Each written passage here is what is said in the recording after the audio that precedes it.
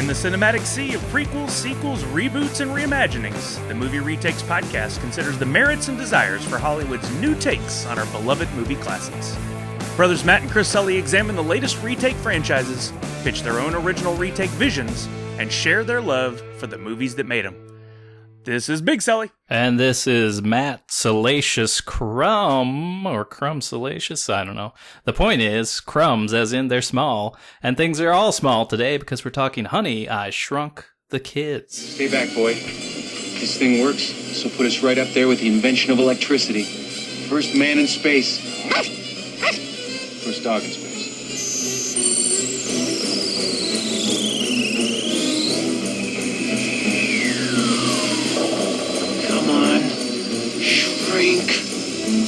Shrink.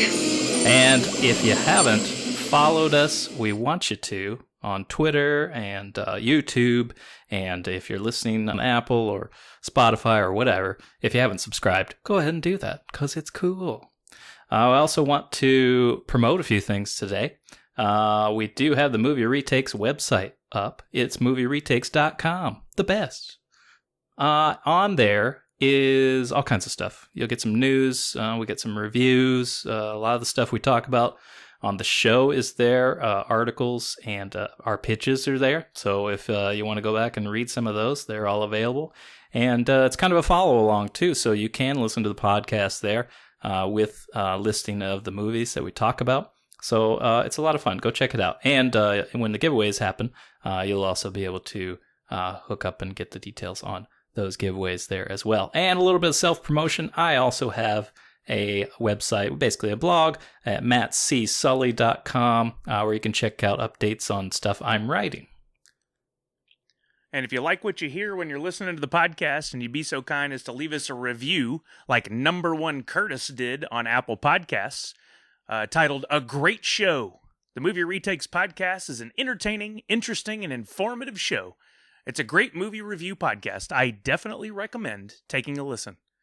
Follow his lead. Go leave us a review on Apple Podcasts. That helps us move on up the charts and get in front of more people. And the more people get in front of, the more podcast episodes you're going to get over time. So please do that. We've got a lot of great stuff coming up for you, all focused on Honey, I Shrunk the Kids. But before we get there, a couple of things for you. Reminder, we got some questions we're going to answer during the podcast. Like, how many writers does it take to make a screenplay? Why did the franchise receive a Dunce Award? And why does this franchise owe a big thanks to the Batman franchise? Things we'll discover along the way. But first, what you watching?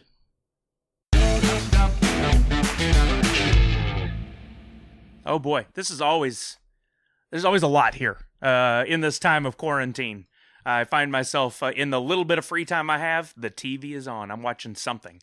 Right now, movies and TV. I just rewatched Umbrella Academy Season 1, getting ready for the August 10th premiere of Umbrella Academy Season 2. Agents of S.H.I.E.L.D., I'm watching week to week. It's painful to have to wait the weeks, but this is maybe one of the best seasons of Agents of S.H.I.E.L.D. ever. Unfortunately, it's the last season. Doom Patrol, still loving, still watching week to week. Best opening song on anything I'm watching. I love it. And then this past week was SDCC, San Diego Comic-Con, but since no one could go, it was Comic-Con at home.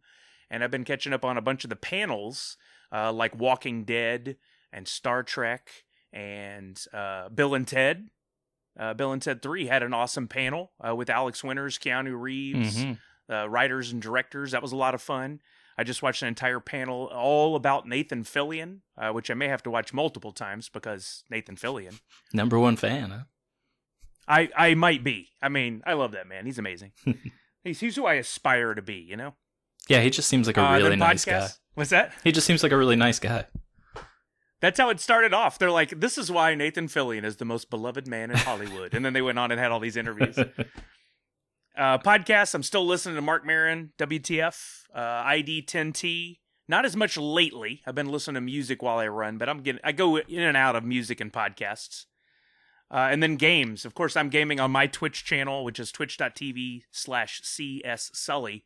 And we always play Animal Crossing. I've logged hundreds of hours in that now. Call of Duty Modern Warfare, Rocket League, Halo, getting really excited about the upcoming games. In just a few months, we've got Halo Infinite coming, and I could not be more excited about that.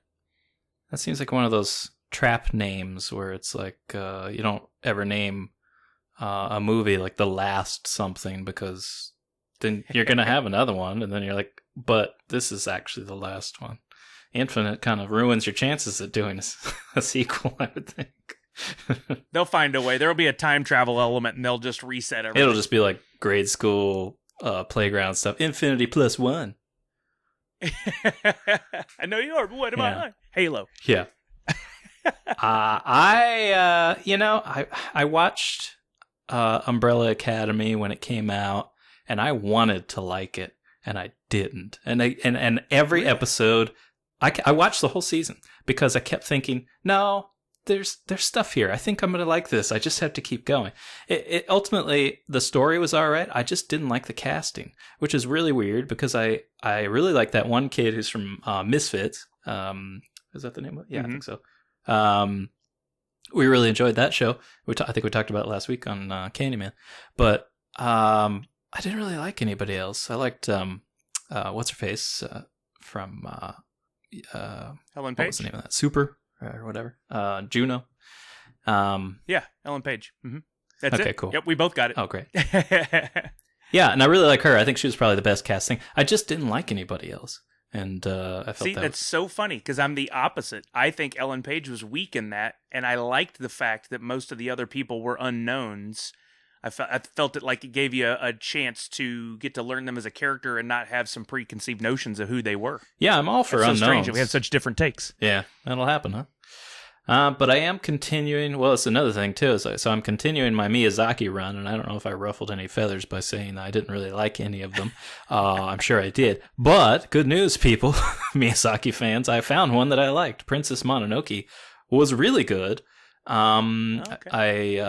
I recommend it if anybody's not watched. I don't know if that's the great place to start because there are more. But I enjoyed that one. It was a good story. The characters were cool. Animation's about the same. I mean, he has cool animation style. But that has kept me hanging on enough where I have hopes for some other ones. So I'll be looking into some more of those. I think that's probably going to overlap. I just discovered there's a bunch of Charlie Chaplin movies available on the Canadian Netflix that I'm excited about because they've been on my list to watch for a long time, and I just too lazy to go do it. Now that they're all together, I think I have to do it. But we've watched a few movies. We watched Everest. We watched Devil, which is actually there's a in the reviews section of our podcast or our website. I have kind of a homework area, and I just updated that. So Devil's the new homework. If you haven't gone to see that movie, you should check it out. It's pretty cool and overlooked by a lot of people. Kind of fits into our horror span there from coming off of Candyman. But we watched Atomic Blonde, or I watched Atomic Blonde, and I really liked it. I think it was what made it great was that it was in that whole Cold War era stuff, because that's a throwback to like movies of old for us. We always, that was, US was the good guys, Russians were the bad guys. It was one of those things we didn't question. It was in any movie, and we were like, yep, this makes sense. And so when you do that again, it's kind of nostalgic. But you liked the Old Guard. I watched that too, and I didn't like it as much. I thought there was a lot of flaws in Atomic Blonde. I felt was way better, and I liked the action of Atomic Blonde. It was cool. It was and the music. Yeah, the music was good too. We watched. Yeah, Atomic Blonde was better out of those two for sure. Yeah. Okay. Cool. We watched Vivarium, which is a very strange film, very artsy, but I enjoyed it. I can't go into too much detail, so sorry. Just check it out. Yeah, don't give it away. And I couldn't remember much about Death Wish. I watched that again with Charles Bronson. Not good. It's not good. I wanted it. I thought it's different than what I thought it would be. And yeah. And those old films like that was what, 70s? Yeah. They had such slow pacing. It's brutal sometimes. Yeah, you're right. That there definitely was a different pacing, but overall, just the acting wasn't very good either. Oh well, sorry, Charlie. And we have been watching some television. We finished Ozark, which now I'm excited to get to season 4 because we've enjoyed that show. Modern Family, where I think we're nearing the end there. It's got like infinite seasons. We tried Down to Earth with Zac Efron, but man, we didn't make it through the first episode. It was just... I love that. Oh, I didn't no. like it. No. It was like two idiot bros asking dumb questions from really smart people that they deserved a better host. So, and we like travel shows. If you want to check out a good travel show, you should check out David Ferrier's Dark Tourist. Still highly recommend that. It's so interesting because these are places you've not seen anybody go to before. He's a fantastic host, and he gets into some situations where you are genuinely afraid for him. It's very, very good. And we're really hoping he does the second season, but no word on that yet. The Great Canadian Baking Show, one of our favorites, was the Great British Bake Off, and this is a direct sort of thing. It's a duplicate of that show.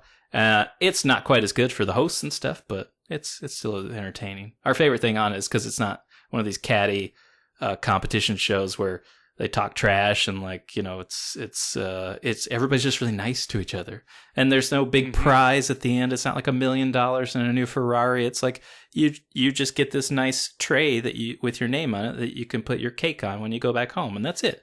It's more of recognition and smiles, and everybody makes great food. So if you want an easy to watch baking competition show, I recommend that one. I guess I'm going on pretty long, but I got... Yeah, so I'll just shut up. I think that's enough about what we're watching. But I do want to talk a little bit more about writers. As a writer, one of the things I want to focus on this podcast is film credits of who wrote the movie. But these writing credits aren't as clear as they may seem. On IMDb, I often see several different attributions for writers: screenplay by, screen story by, adaptation by, written by, and story by, and that gets a little bit confusing. I wrongfully assumed that story by was the person who scribbled the basic concept of the movie on a bar napkin and spent the next day trying to figure out what the heck it was they wrote. What story by actually means is anyone that wrote some kind of screenplay outline or treatment for the movie, which is essentially an extended synopsis. What my brother and I write for this podcast come pretty close to being actual film treatments. We would get a story by credit if someone made one of our movies. According to the Writers Guild of America, even if our entire screenplay is thrown out by the next writer, we're still entitled to no less than a shared story by credit. They may never use one bit of our idea, but because it started with us, our names will always have that association. This is called the irreducible story minimum. And if we do this show long enough, don't be surprised if you see the Sully brothers earning a few story by credits on our now fictional retake pitches. Screen story by is closer to the napkin scenario, where one writer gave others some springboard concepts to the overall screenplay. This designation is limited to 2 writers. Written by is for those entitled to both story by and screenplay by credit. Screenplay by is reserved for writers whose material is included in the final version of the movie and also limited to 2. The caveat here is if writing teams are involved, and in identifying writing teams is where things get very specific. If the word and, A and D, joins 2 or more writers' names, it means they were individuals working separately on the project. If the ampersand symbol is used, it indicates an actual team of writers. And we've seen this before in other stuff we've mentioned. We've discovered they were writing teams.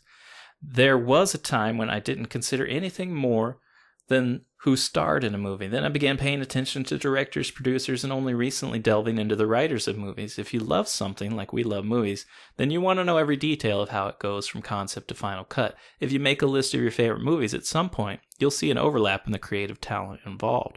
Writers don't get the glamour and recognition that actors and directors do, but if you like the work of a particular screenwriter, you should see what else they've written. You might just be able to add something more to your favorites list. That is very interesting. I never had any clue about those distinctions in the credits. Really find that interesting. And your last part there is absolutely right. I know when we were recording the Nerd Foo podcast before, my buddy Steve and I we first started talking about movies, he did not follow directors at all. And I really was like, hey, you like these movies. You need to see who the director is because there's probably going to be other stuff you like from that director. And now I see him tweeting about, a new movie directed by such and such. I can't wait. So I'm glad that he evolved over time. And I feel like I'm always evolving. I have not paid attention very often to who writes the screenplay or the story. I need to do that more often. Yeah, I don't think many people do at all, and which is why when we started this, I wanted to make sure to have those credits in. But I feel like a jerk because I was dismissive of the story by credits. There's been a bunch of times where I just didn't include those people in our listing, so I might go back and correct that on the website. But yeah, that's it's important. The right thing to do, and it is very interesting. And there are people who will pay attention to that for sure. Mm-hmm. Yeah, so let's get into the franchise. This is Honey, I Shrunk the Kids. Yeah, so we got, basically what we're reviewing today before we give our original pitches is the first two films. There are multiple films and I think a TV series as well. But we're going to start things off today talking about Honey, I Shrunk the Kids, the original film. You did it. It works. The machine works. Do the kids know? Well, yeah, the kids know. Synopsis for Honey, I Shrunk the Kids. The scientist father of a teenage girl and boy accidentally shrinks his and two other neighborhood teens to the size of insects. Now the teens must fight diminutive dangers as the father searches for them. Actors Rick Moranis, who you'll know from SCTV, SNL, Strange Brew, Ghostbusters 1 and 2, Brewster's Millions, Little Shop of Horrors, Spaceballs, Parenthood, The Flintstones, Little Giants, Big Bully, and a sprinkling of voice work. But he mostly disappeared since doing stuff in the 90s.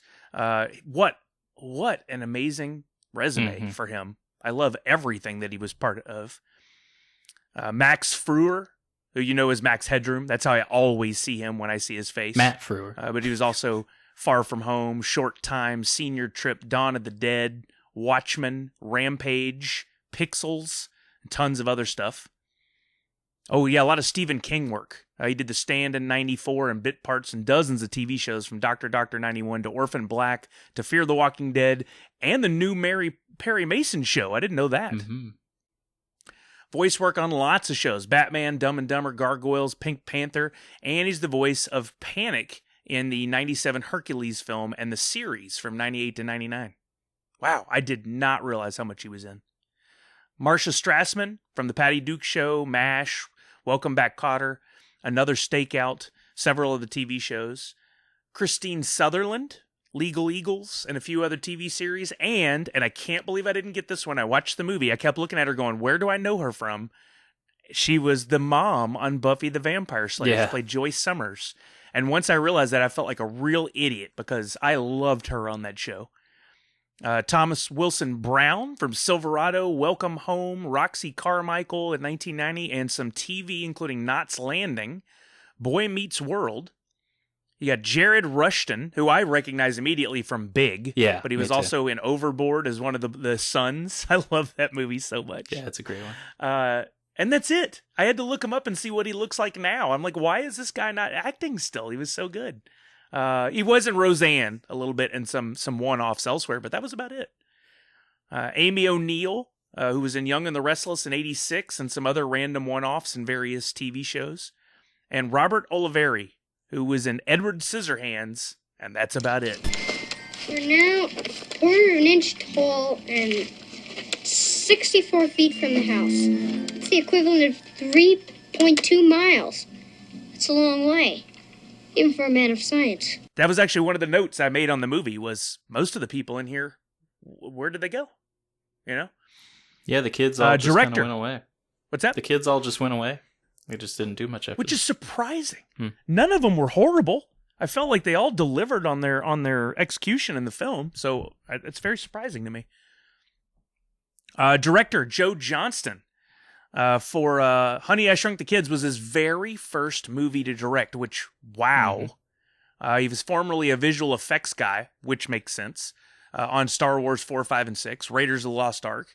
Then after Honey, I Shrunk the Kids, he directed Rocketeer. That makes sense.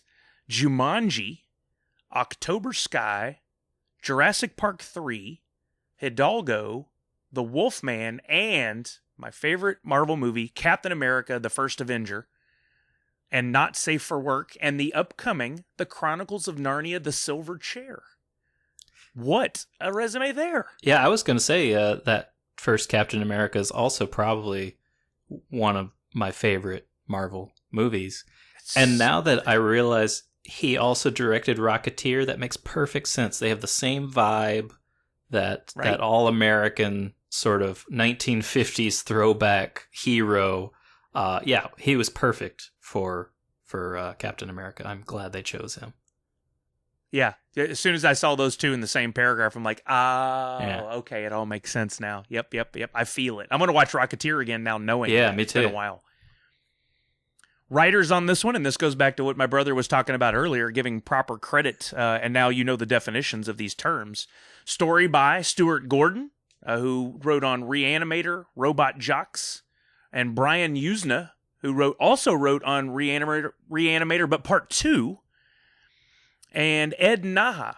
Screenplay by Ed Naha, who wrote on Oddballs, Troll in 86, Dolls in 87, and others 80s and 90s B-movie horror flicks, but in 07 switched to biblical stories with the Ten Commandments and Noah. Like, that's a interesting range there, Ed Naha. Mm-hmm.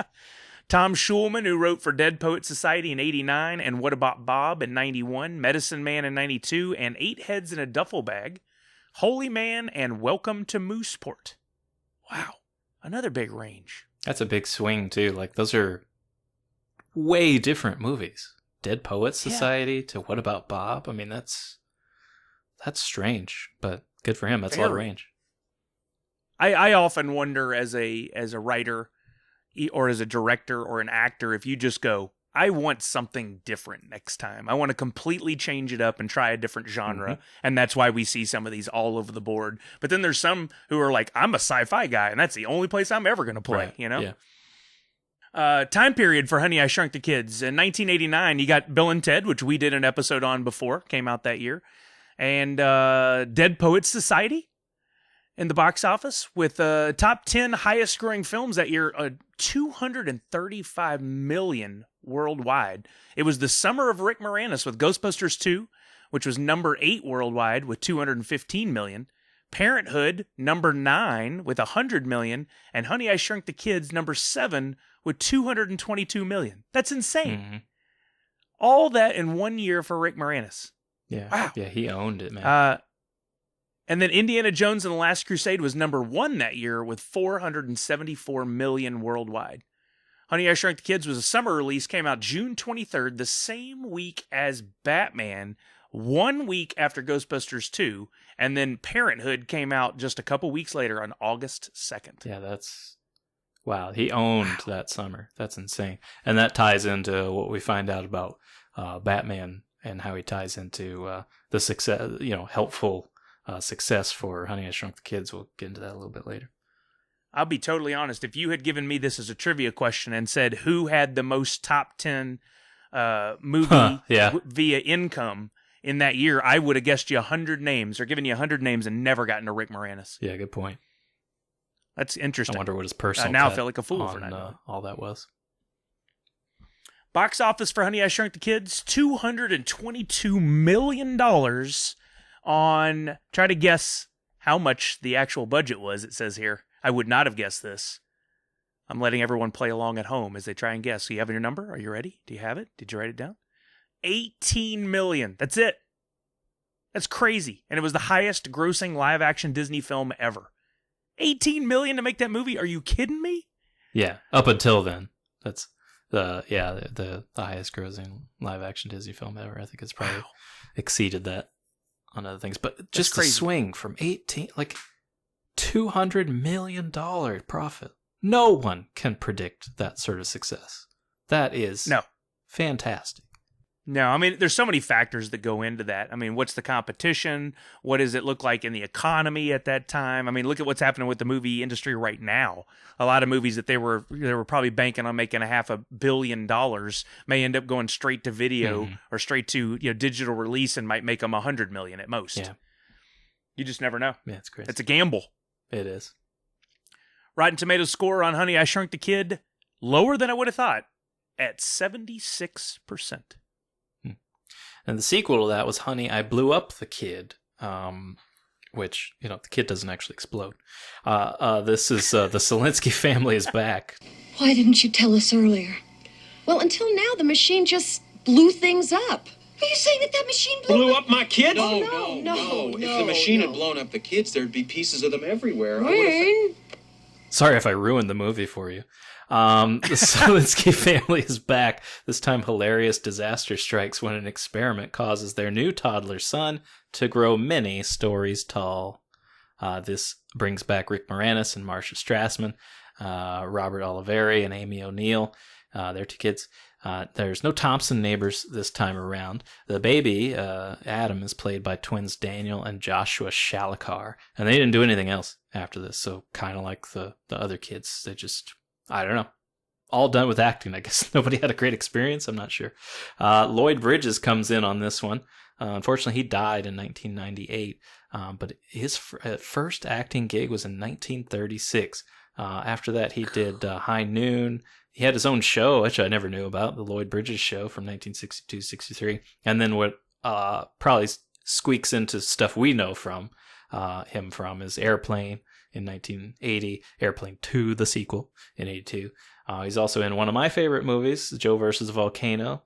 He's in Hot Shots 1 and 2, so he did quite a string of comedies there. Then he was in Blown Away, and you might know him as Izzy Mandelbaum on Seinfeld in 97. Mandelbaum!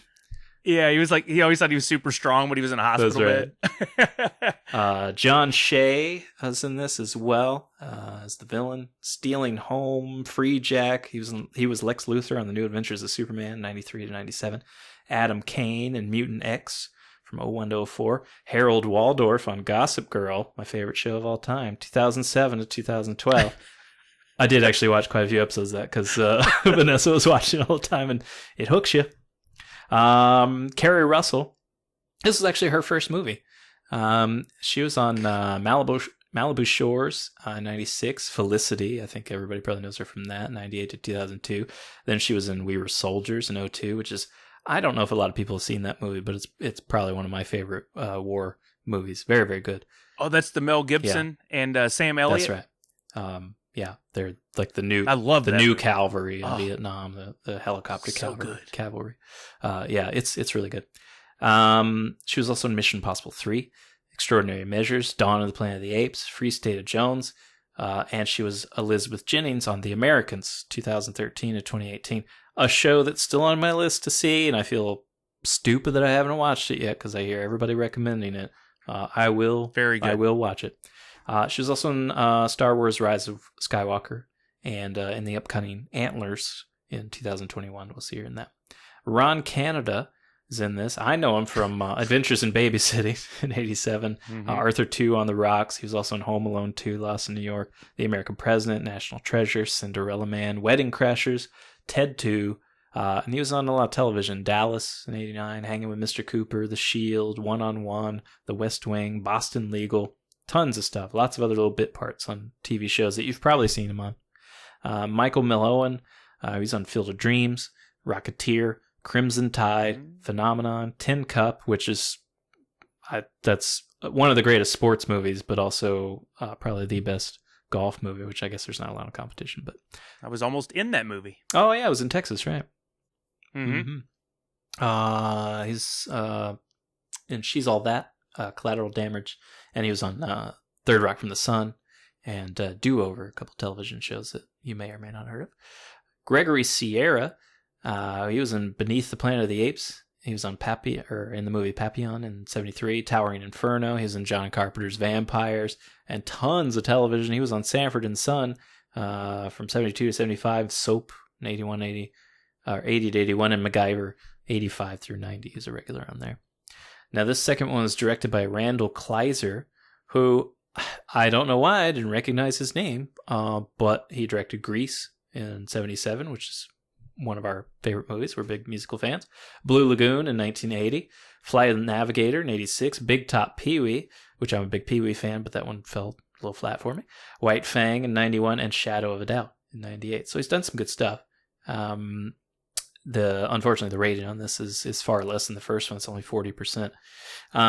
Writers on this project were Tom Eberhardt, wrote Night of the Comet, All I Want for Christmas, and Captain Ron in 92. Peter Elbling did a bunch of TV movies, none very noteworthy. Gary Goodrow also has a story by credit, but nothing else credited to his name. So these last two guys have more acting listings than writing, and that kind of clues you into the quality of the film. This came out in 92, which we covered in the Candyman episode.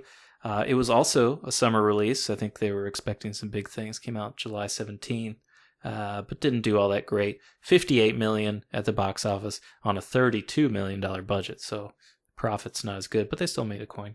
Aladdin was the big winner that year at $504 million worldwide. Then there was a straight-to-video sequel that wrapped up the trilogy called Honey, We Shrunk Ourselves. That came out in 97.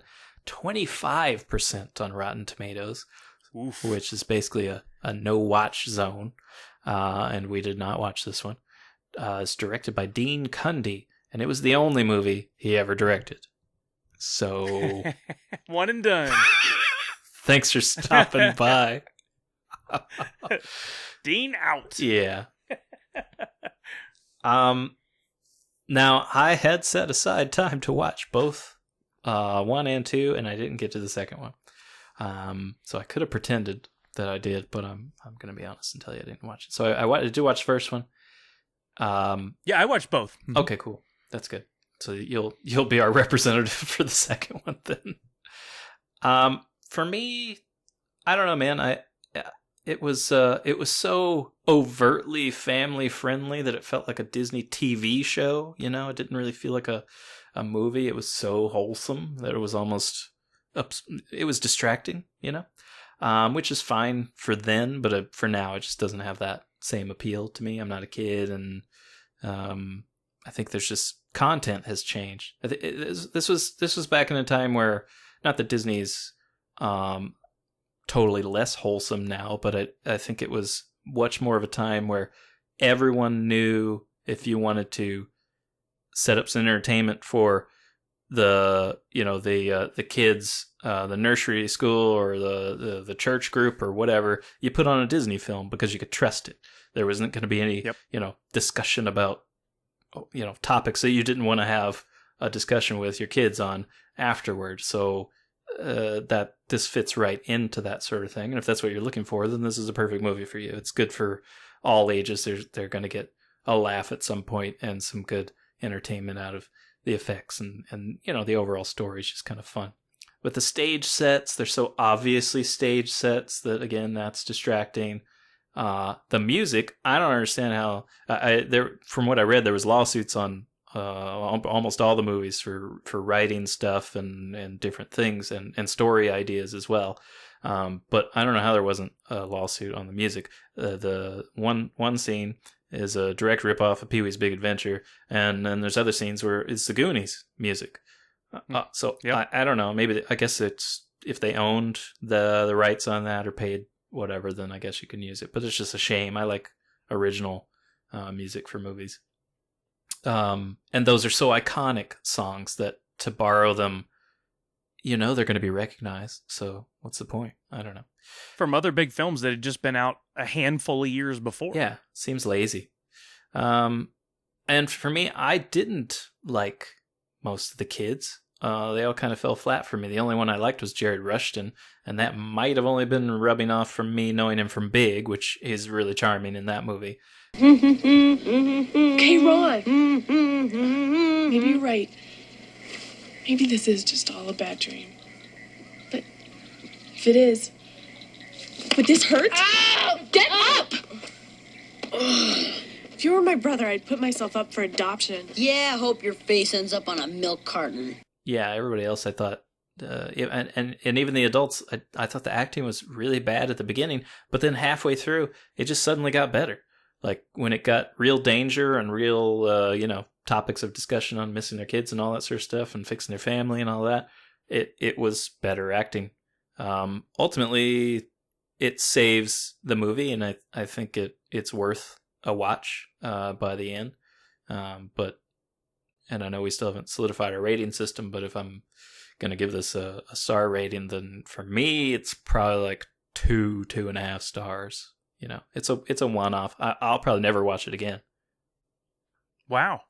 You're much more critical of this one than I am. I totally agree with you that both films felt they were Disney safe. I like that as a name for it, because they were definitely aimed at the kids. And at the time when I saw the first one, I was still that age, basically in between those kids' ages in the movies. And so it resonated with me. I liked it. I remember seeing it, and I really enjoyed it. When we crashed, my entire life flashed before my eyes.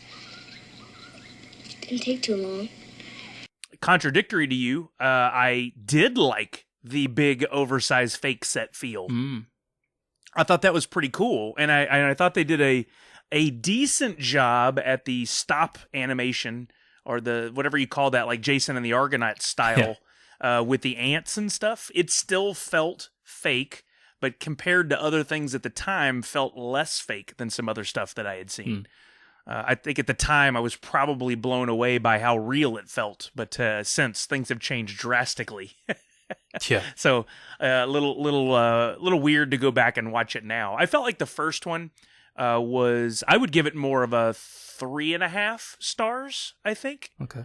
I enjoyed it. I'd watch it again later on. I think it's definitely something, like, if I had kids, I would show them, or if another parent were asking for recommendations, I would say the first one's worth watching. The second one started to feel like it was a straight to DVD or straight to VHS. I actually liked the kid that they cast, the twins that they cast in that one. He was adorable, that kid in the movie, but there was so much in there that just felt hammed up and over the top.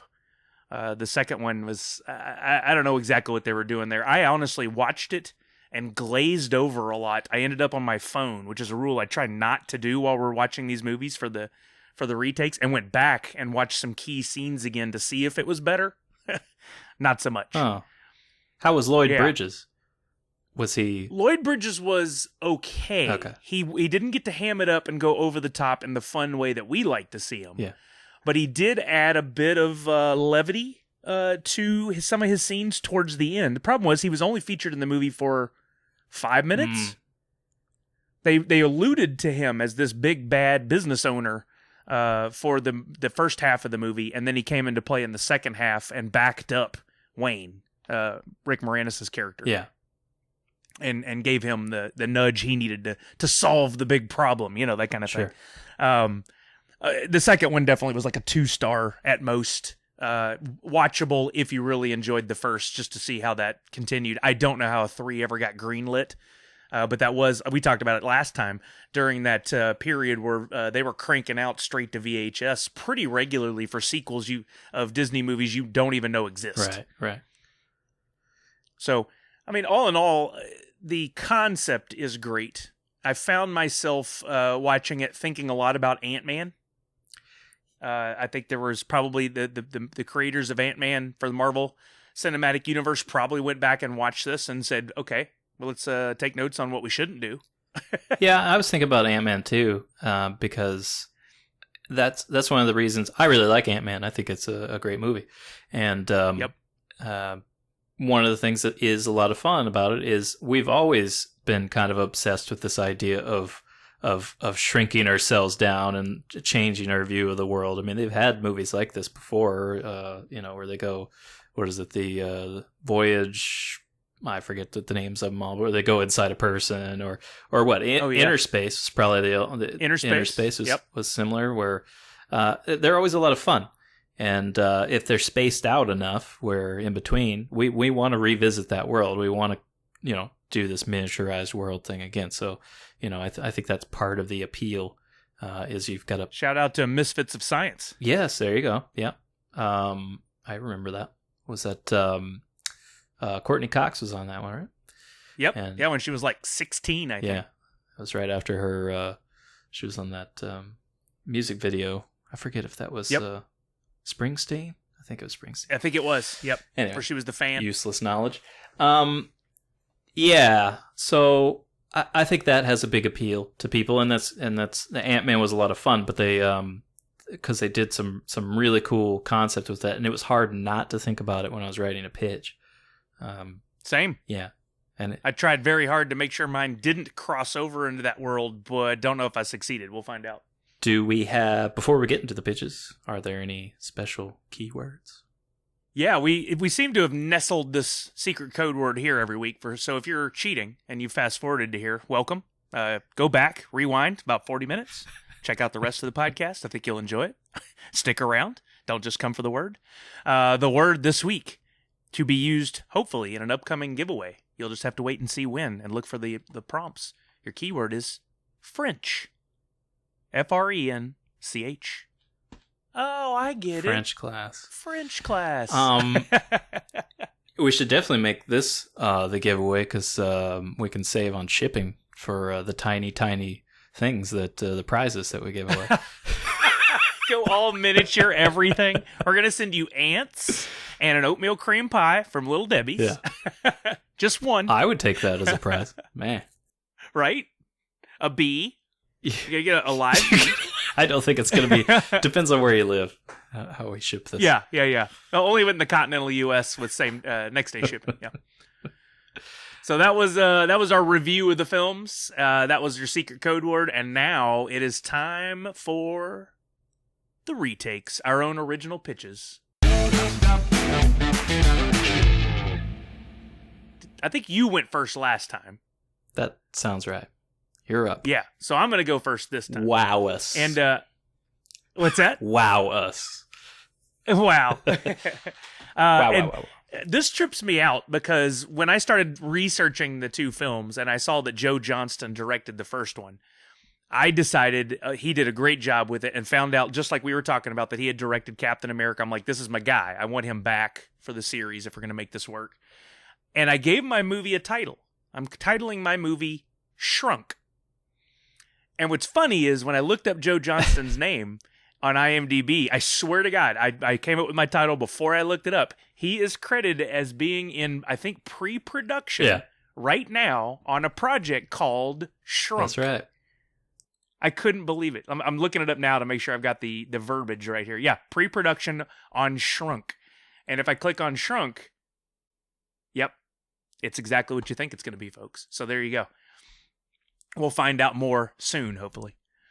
I didn't want to read past that because I didn't want it to influence my pitch. Right. So here's my pitch for Shrunk, starring Rick Moranis as Wayne, Kerry Russell is back as Mandy Zielinski, and Charlie Day is coming in as Nick Zielinski. Because I love Charlie Day, and I think he can dial back the ham just enough to play the role, but still be funny. Setting is 2020. Here's our synopsis. The opening is told pretty much through images, newspaper clips, and some on-screen text. But basically, following the events of Honey, I Blew Up the Kid, Wayne Zielinski takes over operations at Sterling Labs and continues to work on projects that would make Clifford Sterling and Wayne very wealthy. Nick Zielinski and Mandy officially begin dating after the events of the second film. Nick and Mandy go off to college together in New York to get away from everything. And during their time at school, Nick focuses on engineering while Mandy studies journalism. A couple of years into school, as part of an assignment, she begins writing a short story that eventually went on to become a full novel titled Shrunk. That book documented her experience from the events of Honey, I Blew Up the Kid, was almost immediately picked up, published, and became a bestseller. Maybe a movie one day, who knows? We fast forward to the opening of our film set in 2020. Nick and Mandy are married and live in a nice home in upstate New York, not too far from where they went to college, with their 2 children. We spend the first few minutes of the film catching up with the current state of things, seeing a day in the life of Nick and Mandy. We know that even though they're thousands of miles separate, all of the Zielinski family, including those back home, Wayne and Mom and the other kids, are still keeping in touch through calls and technology. Nick returns home from the office one day to find that Mandy has not returned from one of her promotional trips.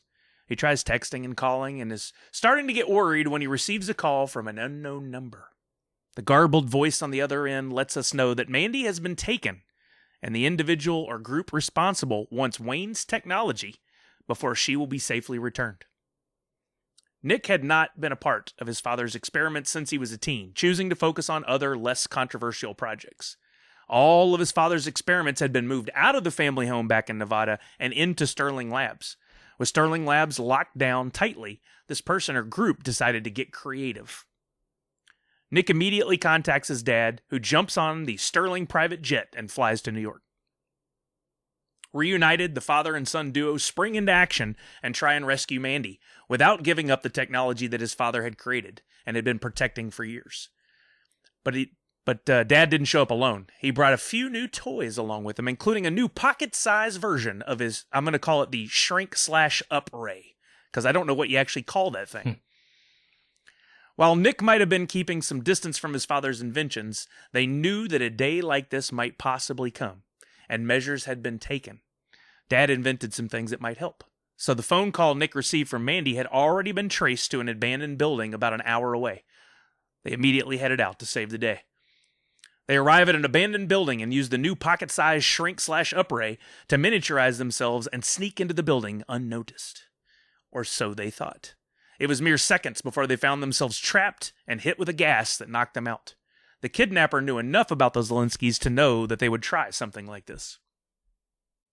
Nick and Wayne come to and are questioned by a mysterious masked man who is clearly responsible for the kidnapping and wants information on Wayne's inventions and where to get them. A back and forth lasts for several minutes, and Wayne is given up nothing. The masked man reveals that he has the pocket-sized shrink/up ray and threatens to use it on Mandy to shrink her and then shrink her again. And who knows what that might do to her, unless they cooperate. This is where the Ant-Man thing comes into play, even though I fought it. Mm-hmm. Wayne holds his ground, and our villain calls his bluff. He aims the ray at Mandy and activates it. As he presses the button, the ray turns to aim itself at Nick and Wayne and enlarges them to regular size, breaking their enclosure. Wayne takes his keys out of his pocket and pushes a button on an attached keychain. The masked man instantly shrinks down, and Wayne scoops him up. After all these years, Zelinsky wasn't going to let somebody else use the ray to do harm and had built in some security measures. A day or two later at a police station near Sterling Labs in Nevada, Nick, Wayne, and Mandy appear with a small case. We see them chatting with the police officer, and as he turns around, we see the name badge on his uniform. It reads, R. Thompson. Their old neighbor had become a trusted ally and was very helpful when dealing with issues that came up as a result of activities at the lab. The masked man is brought back to regular size and unmasked. The mysterious man is none other than Dr. Hendrickson, who had tried to take over Wayne's invention for himself during Honey, I Blew Up the Kid. He's taken into custody, and closing credits roll. And I don't have any post-scene because I figured that was getting a little old with me doing that every time, so I'm just going to leave it alone. The end? Question mark? Exactly. Well, I wish I had gone first, because I might as well title mine Ditto. It's pretty much the exact same thing. No, are you kidding me? No, it's word for word. So, obviously, you hacked into my computer and copied. What? There's no way. Well, you still have to pitch it. Fine. I'm just gonna make up a new one on the spot. Yeah, right. That's crazy. Okay. So I did not watch the second one. However, I did read through the description in detail because I wanted to know more about what happens, and it gives a lot of help because then it creates a villain, which is what you did as well, and so it helps move things along.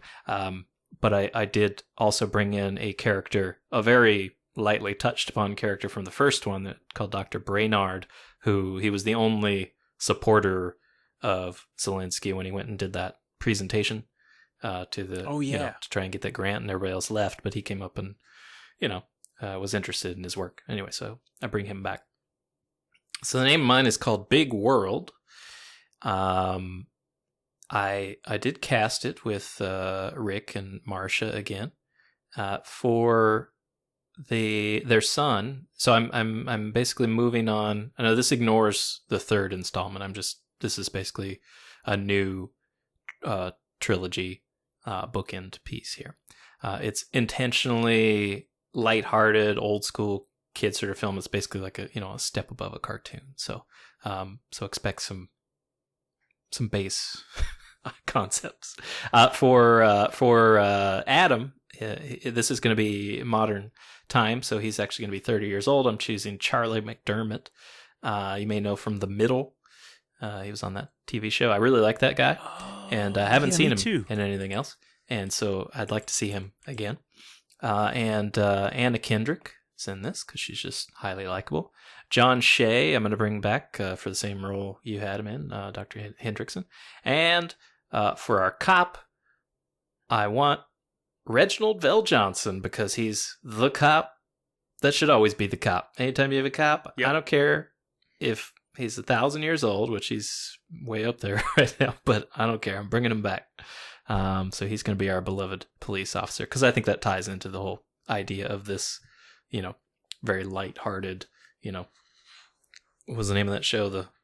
The family friendly show that he was on. Family Ties? No. Family something. No. Matters. Family Matters. There you go. And in that same vein, I'm choosing Robert Rodriguez to direct because he did all the Spy Kids movies. I'm not the biggest fan of those, but a lot of people are, and it fits into kind of how I want this treated visually. All right, so here we go. Dr. Brainard, a long-retired scientist, has just finished breakfast in the morning newspaper. He puts all of it in a special bin, and we watch it move on a conveyor belt out of his house and into the backyard. Along its path, shrink-rays miniaturize the objects, and they continue down an even smaller conveyor belt into the Zelensky kitchen. We discover the Zelensky home is actually a miniaturized structure in the greenhouse behind Dr. Brainard's house. After the incident in Vegas, Wayne took his work from Sterling Labs and disappeared with his wife Diane and son Adam. They spent years in seclusion, hiding themselves and Wayne's inventions away from organizations who'd like to get their hands on his technology. Adam, a 30-year-old bachelor still living at home, is a promising scientist. Having earned online degrees in both mechanical engineering and computer engineering, Adam has built some marvelous machines, making his father proud, but he's failed to venture out into the world on his own, which upsets Diane. One morning, Dr. Brainard's breakfast care package doesn't show up, and Wayne can't reach him on the radio. They decide to let Adam investigate. Adam reports that Dr. Brainard's missing and thinks he may have been kidnapped. Adam brings in the authorities, but when questions turn to who he is, Adam panics and flees the scene. One of the police is Officer Terrence Whitaker, an older detective that specializes in runaways and victims of abusive homes. He senses that Adam, despite being a 30-year-old man on the surface, has a childlike innocence and may need his help. Alone and scared, Adam finds him help from a woman who happened past him on the side of the road and offers him a ride. This is Anna Kendrick. They check into a motel where Samantha tells him she's on the run as well, but from an abusive husband. Adam confides in her who he really is, the giant kid that stomped all over Vegas, and she asks if he can still grow in size. This is a blatant sexual joke, but Disneyfied for younger audiences. She says she'll help him get home if he helps her hide, proposing that she could be shrunk and live in the greenhouse. Adam says that this will be perfect, as one of the reasons he never left home is because he didn't want his parents to be alone with no neighbors or friends their size. Meanwhile, Mom and Pop Zelensky are worried their son hasn't returned or updated them on the situation. They can see people moving through Dr. Brainard's house, some even investigating the greenhouse. They hide away, hoping the house will be mistaken as decoration, but one man isn't fooled. Dr. Charles Hendrickson, Wayne's old co-worker from Sterling Labs, has never gotten over losing the size alteration technology and suffering humiliation from Wayne Zelensky, and after confirming his suspicions of Wayne's location, he's there to get revenge. Wayne and Diane escape on a customized RC helicopter they stashed for just such a getaway. They were hunted down by drones, controlled by Sterling security, crashing into a nearby park just as they spot Adam sneaking into the backyard. Adam sees Dr. Hendrickson taking off with their house and asks Samantha to follow him back to Hendrickson's secret lab. In the lab is Dr. Brainard, tied up and shocked to see the Zelensky home under Hendrickson's arm. The mad scientist tells Brainard that if he can't find Wayne, he'll just take everything so that Wayne has to come to him. What he doesn't know is that Wayne has spent the years perfecting his size alteration technology, which is of course now small enough to fit into a pocket. Wayne's pocket.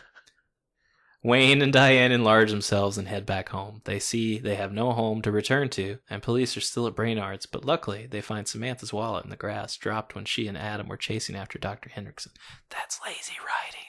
Their only clue, but no means to find more information, they shrink themselves again and sneak Samantha's ID where the cops will find him. Once they do, they call in to get more details, and the Zelenskys overhear that Samantha's a known jewel thief and that her car was recently spotted in the old warehouse district.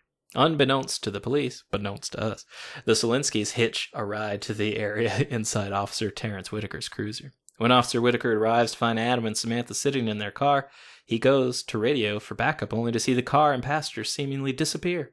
The Selinskys know what has really happened, understanding that Adam must have taken a size alteration device along with him. To Whitaker's compounding shock, the Selinskys suddenly appear in his vehicle, and they quickly explain to him who they are, what's happening.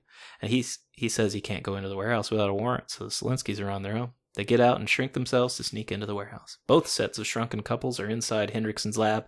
They don't know that it was a trap, and Adam and Samantha are captured in a tiny box, and Hendrickson sees the tiny device fall from Adam's pocket. He's able to pick it up with a tiny robotic implement, and accidentally sets it on himself, where he grows to incredible height. Seeing the threat the crazy scientist poses, Wayne enlarges himself to equal size, and the men have an epic fight, crushing buildings Godzilla style.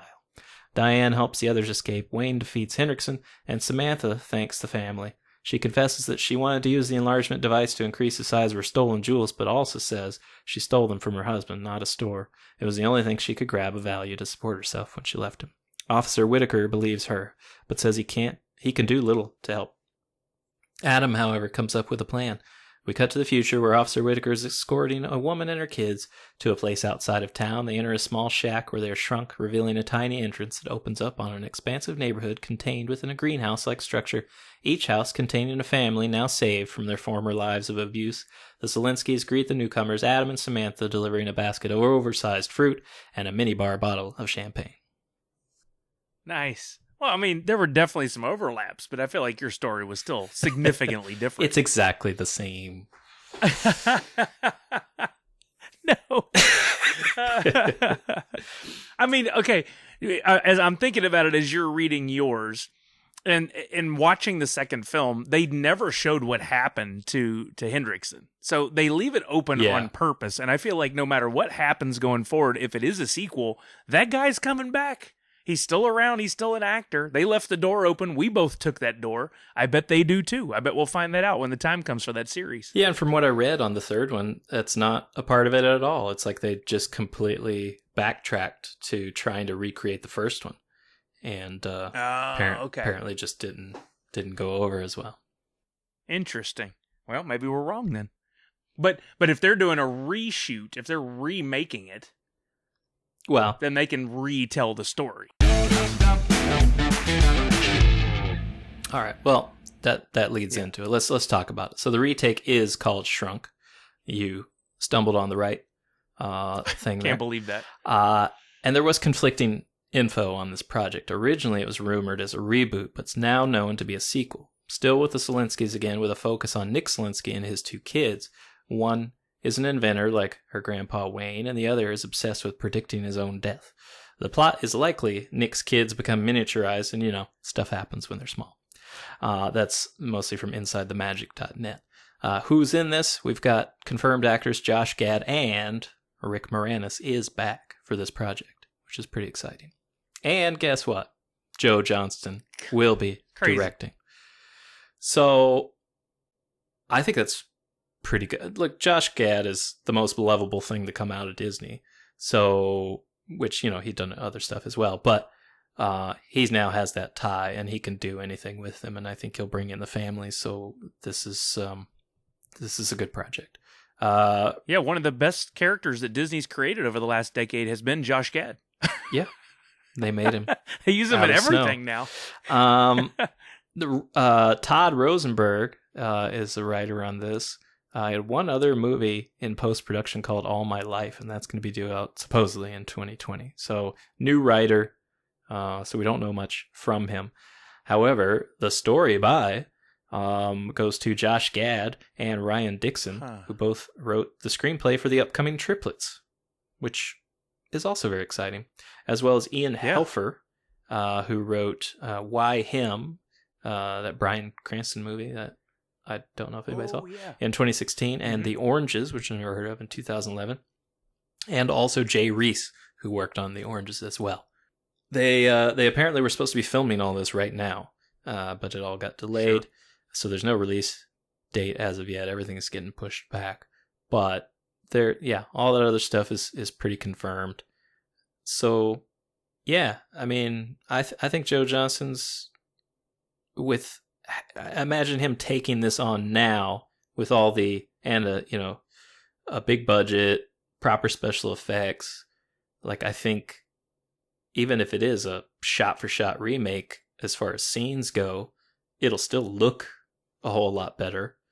I bet Josh Gad's story is very light and family friendly, and I think it's going to be, I don't know if anything will come close to being as big a hit as the original as far as profit margins go, but I think this will be good. Yeah, and I think that's a good sign that, one, Rick Moranis is ready to come back and do some work. The last time that he did anything that I know of, he did one episode of The Goldbergs, where basically he was still in costume as Dark Helmet. Yeah. But he's back, which is good.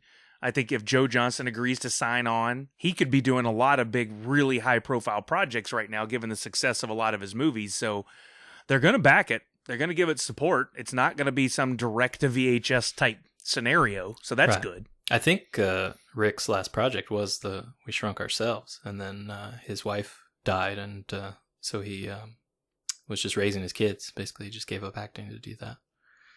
Kudos to him. But they're raised now. I guess he wanted to. Yeah, exactly. Now he can demand what he wants, and he can work on his own when he wants to. It's all his call, what he wants to do. I'm really hoping this is another start for him, like that we see him in a lot more stuff, because obviously there's proof in that one summer the man can own a box office, even if it's all supporting roles or whatever. Who cares? Like, he's just, every time he's on screen, it's a treat. I was looking up photos of the cast now, and I saw a couple of him on some sort of red carpet or something. And I mean, he looks pretty much identical, just a little older, a little grayer, like you'd expect. But that smile of his, just seeing that, I'm like, oh, he'll always be that Rick Moranis because of that big smile. And I hope to see that. I can't wait to see that again. Yeah, I'm looking forward to it just for him. And I really like Josh Gad, but yeah, they're both kind of in that same vein. I think they're equal, instantly likable dudes that you're just hanging on the edge of your seat waiting for their next whatever they're going to say. It's going to be pretty funny or likable or whatever. They're charming guys. God, I hope this works and we get a Spaceballs too. That would make me so happy. Yeah. I just want all the merchandise. All right, it's trivia time. Oh boy. Here we go. Stuart Gordon, who created the concept for the movie, was originally going to direct. Just as production on the film was set to begin, Stuart Gordon became sick and had to leave the set. Unable to delay the shoot, Disney brought in Joe Johnston. Albeit 10 years later, Gordon finally got his chance to direct his creation, helming one episode of the Honey, I Shrunk the Kids TV show, which ran for 3 seasons, believe it or not, in the late 90s. What? I didn't even know it existed until we were talking about this last time. In an early version of the script, there were 5 kids, one of which died during the sprinkler sequence. Oh my God. That's terrible. Well, that's dark. Yeah, she almost died, right? Like she drowned. Yeah.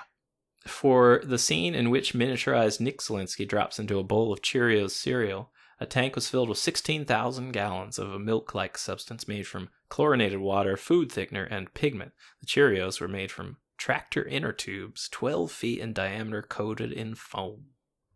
Oh, dang. Chevy Chase and John Candy both turned down the role of Wayne Zelinsky. Candy did, however, suggest Rick Moranis for the role. This also had happened when Moranis was offered Ghostbusters in 1984. Yeah, we did that on the other trivia.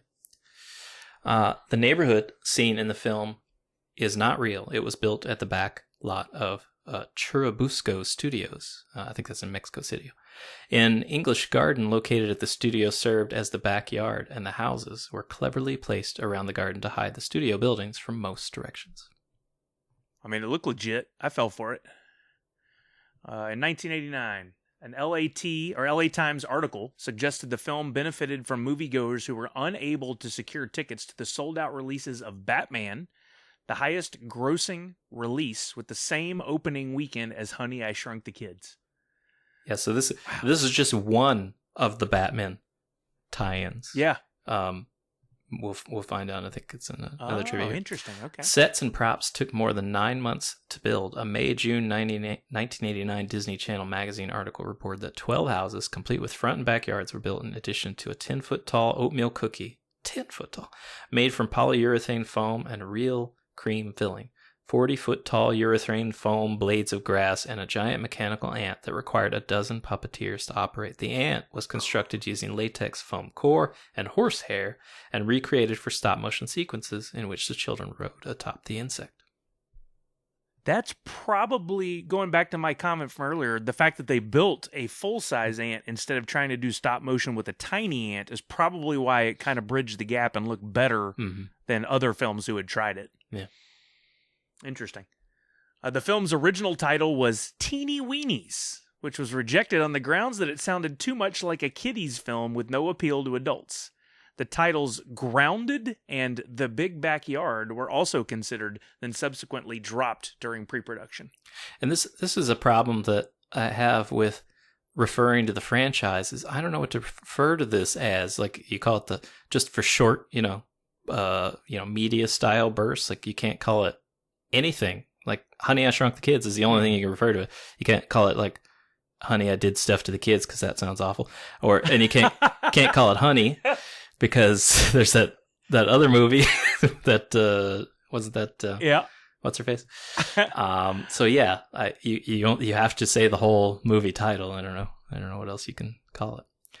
The theatrical release included a 7.5-minute animated short which preceded the film, titled Tummy Trouble, featuring Roger Rabbit from Disney's recent blockbuster Who Framed Roger Rabbit.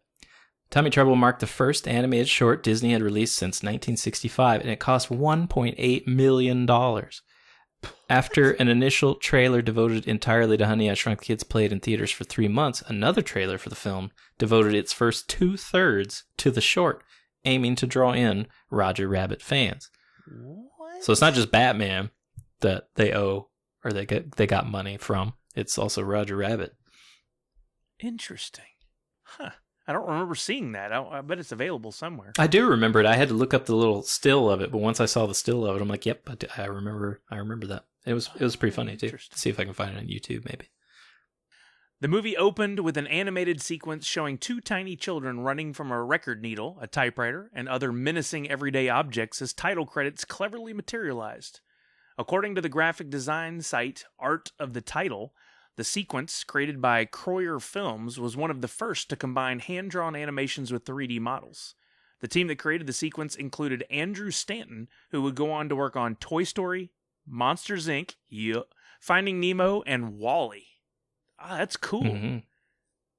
Yeah, and if you look at it, you can tell there's something. I was questioning if there was computers involved, but that was a bit too soon. But yeah, you can see it's a different animation style. As any English major could tell you, Honey, I Shrunk the Kids is not a grammatically correct title. It should be Shrank. This earned public ridicule from SPELL, the Society for the Preservation of English Language and Literature, which awarded the film its Dunce Cap Award for 1989. A Disney executive was quick to fire back that the mistake was deliberate, as it's taken from a line of dialogue in the film. Even though we were watching it, and I'm going to pull clips and stuff, but he doesn't actually say honey. He just says, I shrunk the kids. Oh, interesting. There's another one like that, Inglourious Bastards. Bastards is not spelled correctly either, and it was done deliberately. Yeah. I always thought that was interesting. Mm-hmm. The film was, at first, not supposed to be a sequel to Honey, I Shrunk the Kids. This is talking about Honey, I Blew Up the Kids. Originally titled Big Baby, it was about a younger toddler who grew to giant size by a freak accident involving a growth ray and eventually terrorized Las Vegas in a non-violent yet Godzilla-esque way. Disney saw the possibilities of making this into a follow-up to Honey, I Shrunk the Kids and rewrote the script to the movie. Whereas most of the characters from Big Baby were written as characters from Honey, I Shrunk the Kids, there was no character that could take the place of Amy Zielinski, Wayne and Diane's eldest child and only daughter portrayed by Amy O'Neill. Instead of excluding her character from the story, Amy makes a brief appearance in the beginning of the film, and it is explained that she is leaving for college. Oh, wow. See, and that we're talking about all the complex references to who wrote what. Like, mm-hmm. So I guess there's the story by thing goes to who wrote Big Baby. Big Baby. Hmm. Yeah. That's interesting. And that's an example of Yeah. there was a concept, and they probably rewrote the entire thing just to fit into this world. That's pretty weird. But it makes sense. We were talking about something recently that was like that, where they forced it. Oh. Or no, maybe that... Was that the Cloverfield? Cloverfield, yeah. That movie that went straight to Netflix was originally just a standalone film. Right. And they just shimmied in a couple of references to the events of the Cloverfield attack to make it part of that universe. Right. Which, it worked. It did. Yeah. Wasn't necessary. No. Because they didn't advertise it as such, but it was cool. Yeah. Actor Alex Daniels portrayed Adam in his blown-up form. He's credited as Uncle Janusz.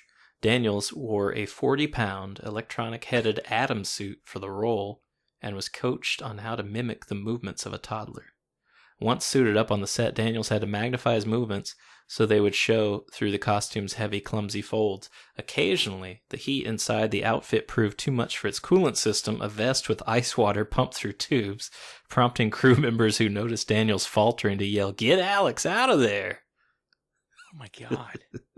Yeah, as I'm watching the second one, I was kind of amazed. I mean, you could definitely tell green screens and stuff when the big version of the kid interacted with people, but I could tell times where the movements weren't quite baby-esque, but they were still pretty on point.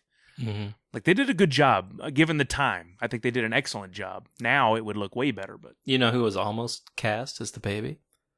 No, who? Sandra Bullock.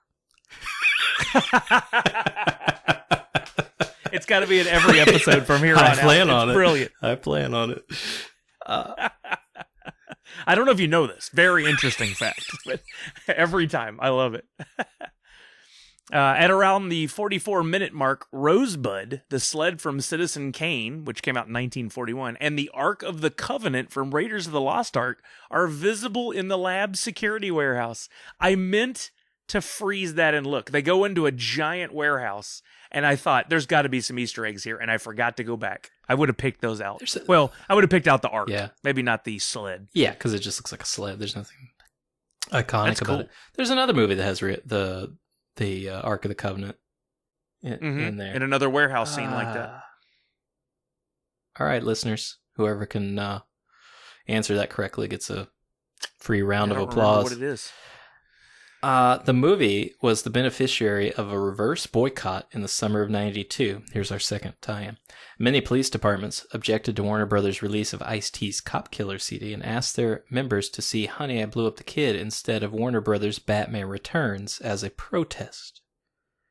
So in two different instances, this franchise benefited in ticket sales because people either couldn't get into Batman or refused to go to Batman. Am I missing the link between Ice-T's Cop Killer and Batman Returns? Yeah, why would the police... They're both Warner Brothers. So Warner Brothers made... Oh, okay. Yeah. I got you. I see. You wrote it in there, too, and I just didn't put it together. I was thinking, like, that song was not on the soundtrack for Batman Returns. I clearly remember that. Yeah, wasn't Bat Dance the big hit by Prince? Yeah, I think you're right. That's a great song.